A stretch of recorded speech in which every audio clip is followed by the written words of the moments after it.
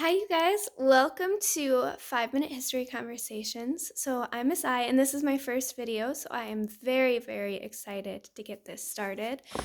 Just basic overview of what my channel is going to be, because it's just starting out, so you can't really see that yet, is I'm a history teacher. I teach high schoolers, and I want to talk about a lot of the things we don't get to talk about in history class, a lot of the interesting conversations, a lot of the lesser known topics, the ones that have you might have seen an episode on them on the History Channel every once in a while, but you really want to know more about them, but you don't know where to start.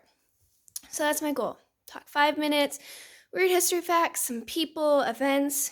Today we're starting off the series is we're going to do a 5 minute conversation, not always 5 minutes, sometimes a little shorter, about infamous serial killer John Wayne Gacy.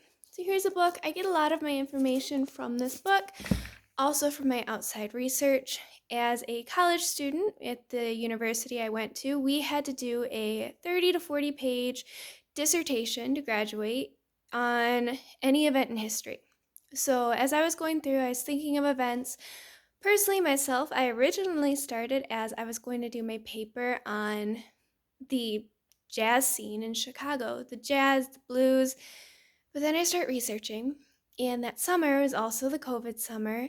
I start really getting into like the first 48, a lot of the crime shows on TV with my mom, and we'd watch them all the time together.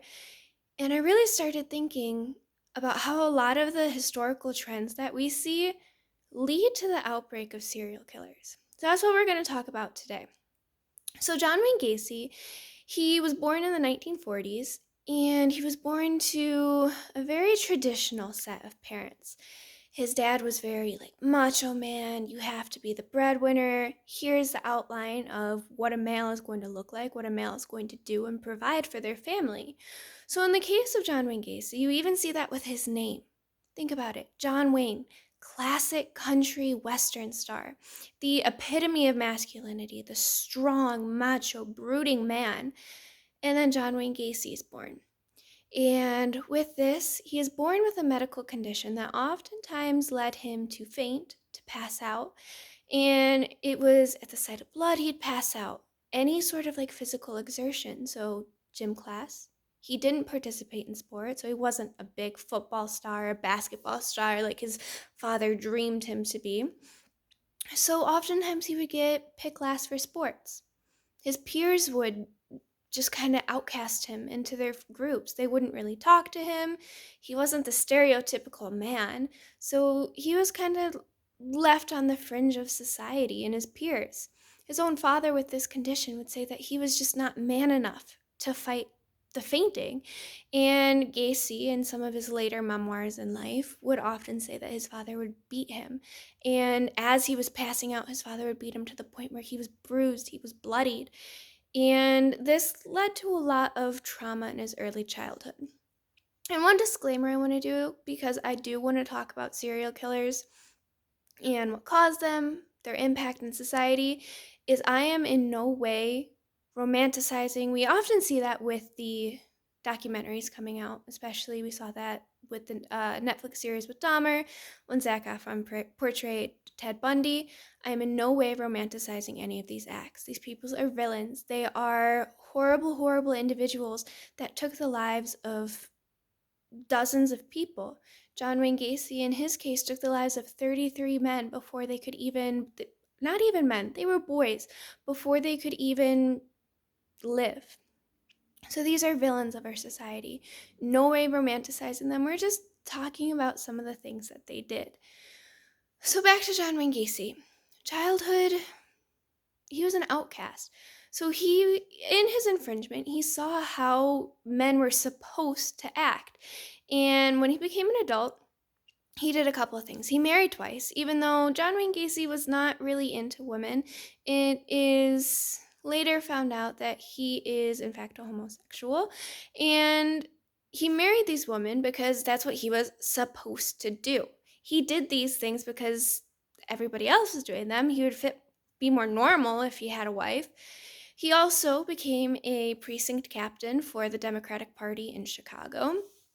So he does a lot of things to make himself seem power. He had a lot of influence. Being in politics, people respected him. He would also throw big Polish parties in the city, and people just came to know his name as somebody that, oh, he's a good person. Even with John Wayne Gacy, too, he developed a construction company, and people were like, oh, he's a good person, he's hardworking, all these traits that were stereotypically male, stereotypically strong and professional at the time. To the point where there were men who survived Gacy's attacks that went to the police and told them that he had me handcuffed, he was hurting me, I thought I was going to die, and they weren't believed. Because everyone said, how could Gacy do that? There's no way he could do that. He's not capable of that. Look at what he does for society. There's no way. So when Gacy was finally found out, everybody was shocked.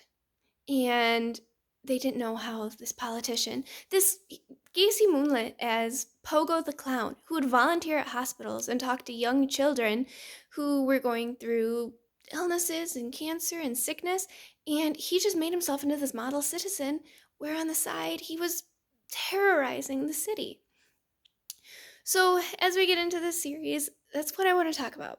What caused the serial killer? It's a little bit about what they did. And as we continue the series, as we get more into it, I want to return to the case of John Wayne Gacy, talk a little bit more about his middle years, the later years, some of the crimes that he committed, and I also want to spend a lot of time talking about the victims as well. Oftentimes, the victims' cases get lost in history, and we don't want that to happen. So, if you like this video, if you want to see more of them, please like and subscribe. And this is the first installment of hopefully many. So that's 5 minutes in history. Ran a little bit over today, but thank you for watching.